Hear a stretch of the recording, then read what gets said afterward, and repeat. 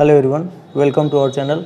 आज हम देखेंगे एक्सरसाइज 6.3 ट्रायंगल त्रिभुज के बारे में और इसका क्वेश्चन नंबर 7 है कि आकृति में त्रिभुज ABC के शीर्षलंब AD और CE परस्पर बिंदु P पर प्रतिच्छेद करते हैं।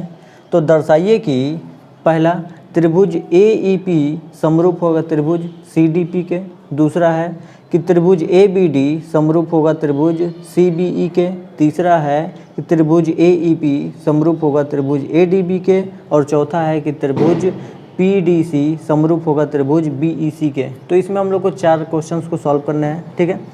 तो क्वेश्चन में कह रहा है कि त्रिभुज ABC, तो देखिए त्रिभुज ABC एक त्रिभुज है जिसमें AD, ठीक है, तो AD इससे इस भुजा पर डाला गया क्या है, लंब है, इसलिए इसको क्या बोल रहे हैं, शीर्षलंब बोल रहे हैं। और CE, देखिए C से हमने CE को AB पर लंब खींचे हैं, इसलिए वो उसका क्या बोला जा रहा है, शीर्षलंब बोला जा रहा है। और दोनों शीर्षलंब एक दूसरे को बिंदु P पर काट रहे हैं, ठीक है, तो हमको दर्शाना है, ठीक है। तो यहाँ से अभी क्वेश्चन में हम लोग देख रहे हैं कि कोण D और कोण E आपस में क्या हो जाएगा, बराबर हो जाएगा, क्योंकि पहले से दिया है। तो सॉल्यूशन में लिख लेंगे कि AD is perpendicular to BC तथा और क्या है, तो CE is perpendicular to AB, ठीक है। ये जब परपेंडिकुलर है इसका मतलब कि कोण AD के लिए देख रहे हैं कि कोण D और इसके लिए लिखेंगे कोण E एक दूसरे क्या होंगे, बराबर होंगे, और दोनों कितने के बराबर हो जाएंगे, 90 डिग्री के बराबर होंगे दोनों त्रिभुजों के लिए, ठीक है। तो अब पहला क्वेश्चन हमारा यहाँ से स्टार्ट होता है, तो उसको लिखते हैं कि त्रिभुज AEP, तो लिख लेते हैं त्रिभुज AEP तथा हम लोग को किस में दिखाना था, समरूप, तो लिख लेंगे त्रिभुज CDP में।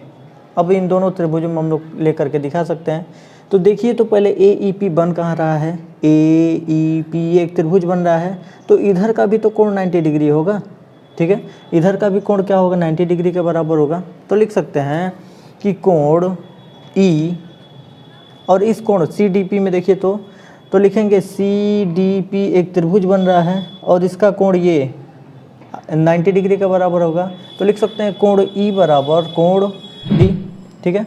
और इसको लिखने का क्रम क्या होगा, तो AEP में लिखे हैं तो AEP लिख लीजिए, कोण AEP बराबर हो जाएगा कोण CDP के, और ये आपस में बराबर थे, क्योंकि ये क्या थे, समकोण त्रिभुज थे या फिर 90 अंश के कोण बनाने वाले त्रिभुज थे, इसलिए ये दोनों क्या हो गए, आपस में बराबर हो गए। अब देखेंगे कि यहाँ पे कोण एक P बन रहा था और यहाँ भी कोण एक P बन रहा है, और हम लोग देख रहे हैं कि यहाँ पे X शेप बन रहा है, ठीक है। इसका मतलब यहाँ से शीर्षाभिमुख कोण आपस में बराबर होंगे। तो लिख सकते हैं इस त्रिभुज के लिए भी कोण P और इस त्रिभुज के लिए भी कोण P आपस में क्या हो जाएंगे, बराबर हो जाएंगे। तो इसके लिए लिखेंगे APE बराबर होगा उसके लिए तो CPD के, और लिख लेंगे शीर्षाभिमुख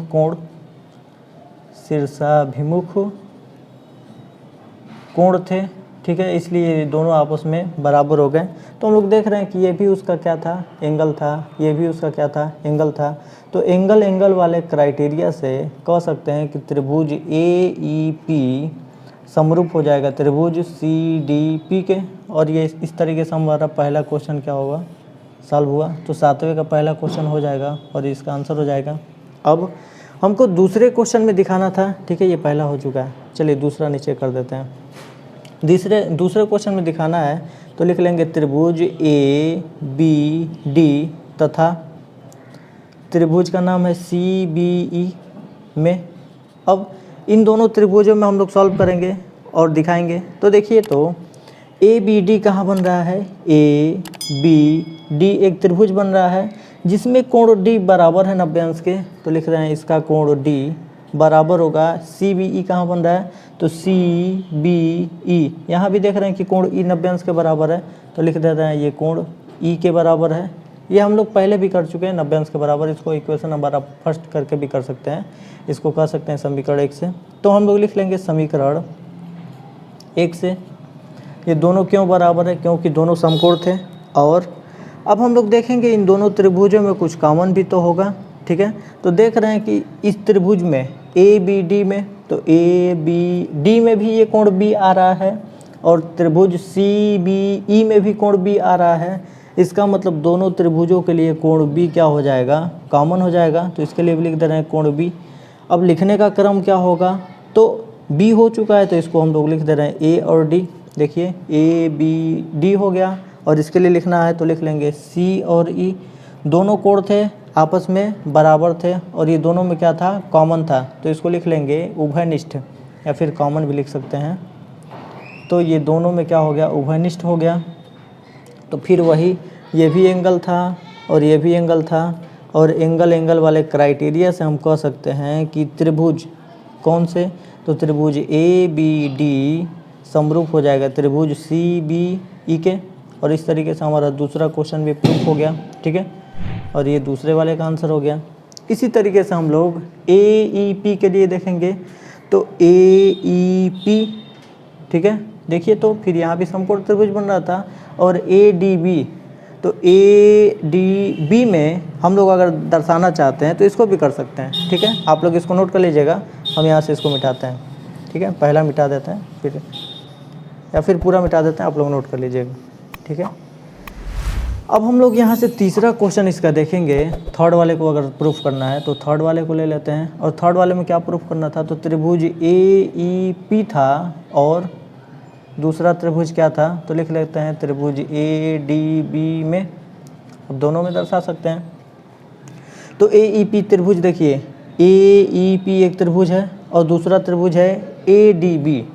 तो ए डी बी, ये दोनों त्रिभुजों में देखेंगे कि कोण ई इसके लिए, इस त्रिभुज के लिए कोण ई और इस त्रिभुज के लिए कोण डी आपस में क्या हो जाएंगे, बराबर हो जाएंगे। किससे, तो लिख लेंगे समीकरण 1 से।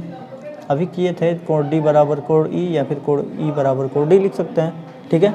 अब हम लोग देखेंगे यहाँ से कि कोण ए दोनों में क्या हो जाएगा, कॉमन हो जाएगा। तो लिख लेंगे एंगल ए इसमें भी है और एंगल ए इसमें भी है, तो ये हो जाएगा कॉमन, मतलब लिख लेंगे उभयनिष्ठ।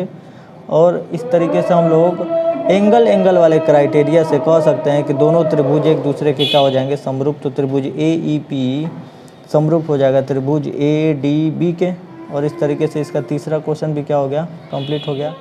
फोर्थ है, तो लिख लेंगे फोर्थ को। फोर्थ का सॉल्यूशन क्या है कि त्रिभुज क्या नाम था, पी डी सी, तथा इसका नाम था त्रिभुज बी ई सी में, ठीक है, हमको दिखाना था समरूप। चलिए हम लोग पी डी सी देखेंगे। पहले बन कहाँ रहा है, पी डी सी एक त्रिभुज बन रहा है जिसमें कोण डी, तो लिख सकते हैं इसका कोण डी। और बी ई सी कहाँ बन रहा है, तो बी ई सी बन रहा है जिसमें कोण ई आपस में क्या हो जाएगा, बराबर हो जाएगा। किससे, तो लिख लेंगे समीकरण 1 से, ठीक है। ये समीकरण 1 से आपस में क्या हो गए, बराबर हो गए। पी डी सी, देखिए पी डी सी एक त्रिभुज बन रहा था और इसी तरीके से इसमें था बी ई सी में। देख रहे हैं कि ये सी एंगल दोनों त्रिभुजों में क्या हो जाएगा, कॉमन हो जाएगा। तो इस त्रिभुज का एंगल सी और इस त्रिभुज का भी एंगल सी आपस में क्या है, उभयनिष्ठ है। क्या है, उभयनिष्ठ, मतलब इसको बोल सकते हैं कॉमन है। और जब उभयनिष्ठ है तो पहले इसको चलिए लिख लेते हैं। इसको सी को लिखना है तो पी और डी बाद में कर दीजिए। इसमें सी को लिखना है बी और ई को बाद में कर दीजिए।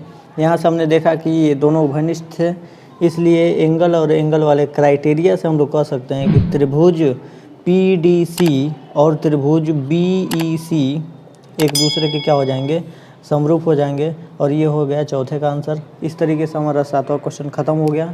अब चलते हैं 8वें क्वेश्चन पे।